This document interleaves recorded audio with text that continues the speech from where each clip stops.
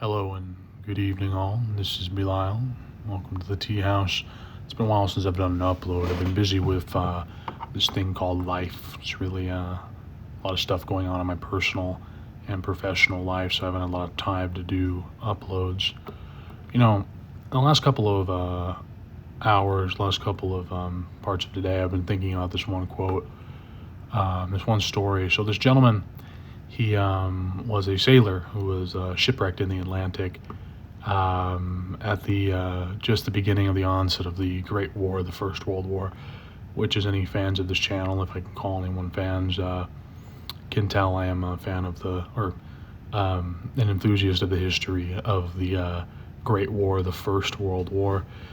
And the gentleman was picked up by a group of men, a group of sailors, and what he was told, he asked, how goes the war? What is with the world? Because he'd been on the island he was trapped on since the onset of the war, and it's now like 1917, 1918, very close to the end of the war. And the Norwegian sailors who found him, essentially said, the world is mad, Europe is mad, we are all mad.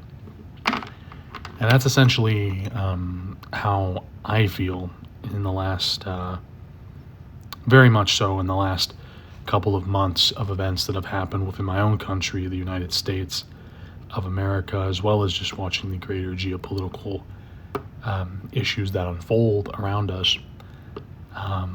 There's quite a collective insanity brought about by a rot that goes down from the highest reaches of government within Western institutions, which is apparent to anybody who is not, quote-unquote, drink the Kool-Aid at this point. Very much so, there is that up-down, that down-up rot, the rot from the top to the bottom,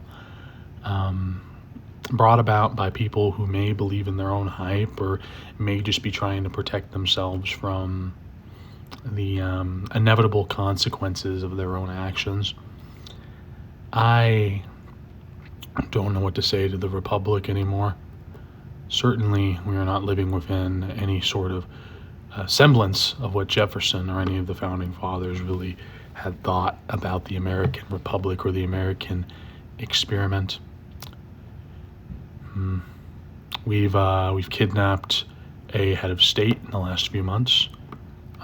We've also just assassinated another head of state.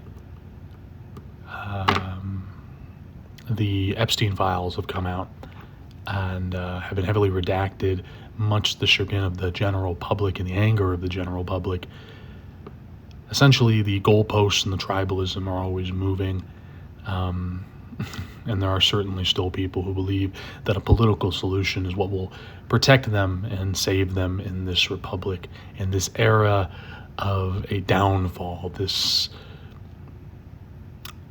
time in which we twiddle our thumbs and complain and scream to each other while Rome burns, while we fiddle while Rome burns.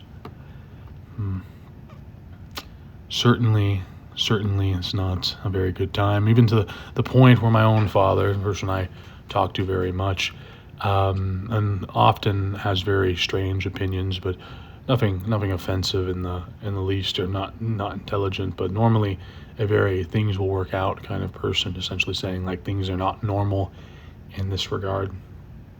I, for one, feel extremely isolated in my views of the current state of the republic and of the world, feeling somewhat as if I am a sane man in an insane asylum. So much strangeness, so much ridiculousness in this world. Nobody knows who they are. Nobody knows who they want to be.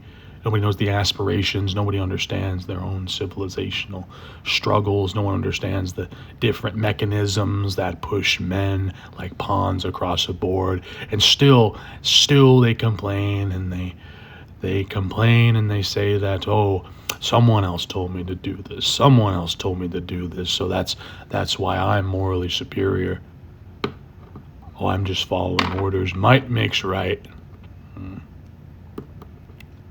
truly, if it is the meek to inherit the earth, then we are in just lost.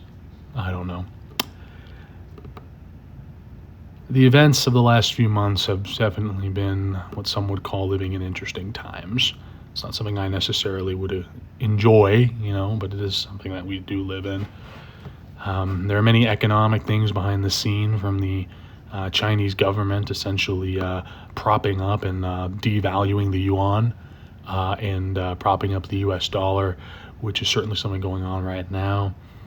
Oil's prices will spike due to the unprovoked war of aggression by both the State of Israel and the United States against the Islamic Republic of Iran. China and Russia essentially stammering within the halls of the United Nations, while bloodthirsty expats from an Iranian diaspora demand the blood of their own people to satiate an imperial beast. Not that the Iranian regime itself is innocent of crimes against humanity, but the world order seems to be breaking down that has governed the entirety of the world since the end of the Second World War, that extension of the last reset of the Great War. Certainly the system itself, if it does exist, exists only to keep the poor people in line.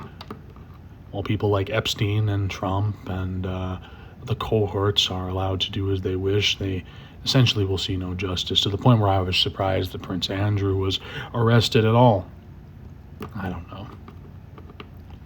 Certainly, we are living in dark times, my friends, but, as Tolkien said, I wish that the ring had never come to me.